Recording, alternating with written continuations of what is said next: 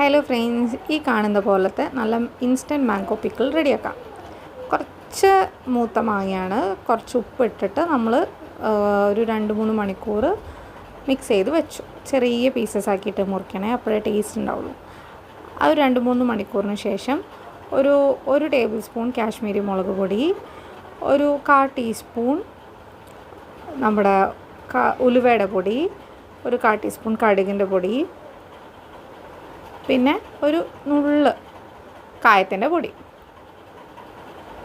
ഇത്രയും ഇട്ട് അതിൻ്റെ കൂടെ നല്ല എരിവുള്ള ഒരു മുളക് പൊടി, ഒരു 1/4 ടീസ്പൂൺ ടു 1/2 ടീസ്പൂൺ നമ്മുടെ വീട്ടിലുള്ള കുട്ടികളുടെ എരിവൊക്കെ അനുസരിച്ച്, പിന്നെ കുറച്ച് വിനാഗിരി, പിന്നെ ഉപ്പ് നമ്മളിനി ചേർക്കേണ്ട ആവശ്യമില്ല, പിന്നെ ഒരു നുള്ള് മഞ്ഞൾപ്പൊടി. ഇതെല്ലാം കൂടി ഇട്ടിട്ട് നന്നായിട്ട് മിക്സ് ചെയ്യാം. നല്ലോണം മിക്സ് ചെയ്തതിന് ശേഷം വെളിച്ചെണ്ണ നന്നായിട്ട് ചൂടാക്കിയിട്ട് അതിലേക്ക് ഒഴിച്ചു കൊടുക്കുക. മോളടുത്തുണ്ട്, പക്ഷെ മോളെ ഞാൻ ശ്രദ്ധിക്കുന്നുണ്ട് കേട്ടോ.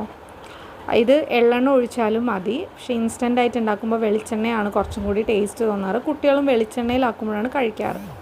നന്നായി മിക്സ് ചെയ്ത് ഇൻസ്റ്റൻറ്റ് ഈ പിക്കിൾ റെഡി. നല്ല ടേസ്റ്റിയാണ്. എല്ലാവരും ഒന്ന് ട്രൈ ചെയ്ത് നോക്കണേ.